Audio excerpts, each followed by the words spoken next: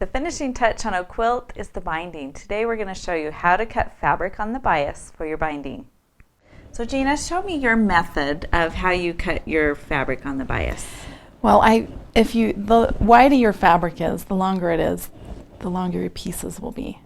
So you can do this on a fat quarter, but of course you're going to have smaller pieces, so you'll piece a lot more of your strips. You have to do a lot more sewing. Yes. So this is about 5/8 of a yard, and the very first thing I like to do is just take and cut off my selvage edge. And then I just don't have to worry about that And cut it when off later. Yeah. So I'll do that. And then you'll just open this out and take your corner and line it up over here corner in the opposite. And there you've got your and then you create your biased edge right here. And I keep my eye on this because this is what I'm going to cut. So then I'll take this edge to here, again keeping my eye right here on this folded edge, and I want to turn it so that I can cut it. So I just move this up out of my way, line it up with my bottom edge here, and then I just begin cutting. Now how much binding would you expect to get out of this 5/8?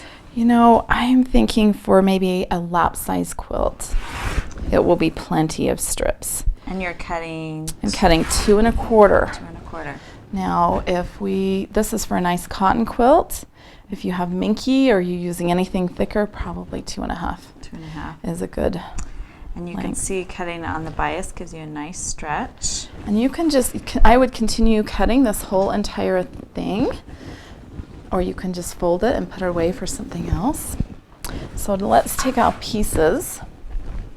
And this is always the tricky part of putting it together and sewing it. So, okay, so you'll take your one edge and you'll just kind of line them up so that right sides are facing you and you have your diagonal edge running the same direction.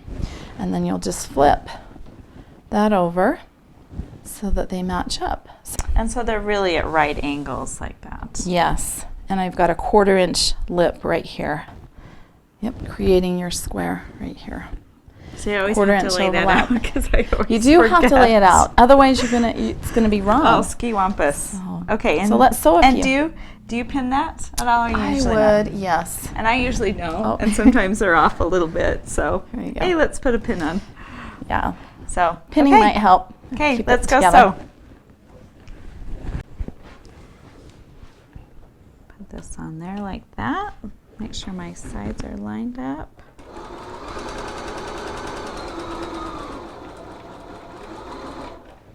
Okay, let's take a look. So, A little secret to getting this nice and even so you don't have an overlap is look how nicely you lined up your 1/4 inch, your little 1/4 inch overlap right here and here. You started your needle and came all the way to the edge so that when you open, you've got these nice edges right here. So they go together and everything folds in. and then do you just cut off your corners? Yeah, when you can cut off those corners. I kind of like to wait until I've ironed it. So once I've got this all nice and ironed, I might go along and just quickly nip off Get those those. little pieces that are hanging out. And we do have some ironed bias right here. So this is all ironed like this. Now, how do you, a lot of I've got a times we couple- do bias while you're Yeah. cutting all your other blocks together. And to So- keep it from getting tangled in your machine or a mess on your floor, you can take a roll, and you can even get cute little wooden spools. Those the little vintage And you ones. can just wrap them around this. And it even looks cute on your sewing room shelves. that's So just cute. wrap around that. Or another idea is to get a piece of cardboard and then just, again, You've got your buttons there. I Wrapped do. your buttons. Well, and So we have a good method on our website, Cutting Corners College, that Dion Stott taught, and this is how she stores her binding, and I just wanted to show you how she did it. Good, I So want to see. you hold it like this, and you use your 2 fingers, and you go around like this. I love that because look how tidy.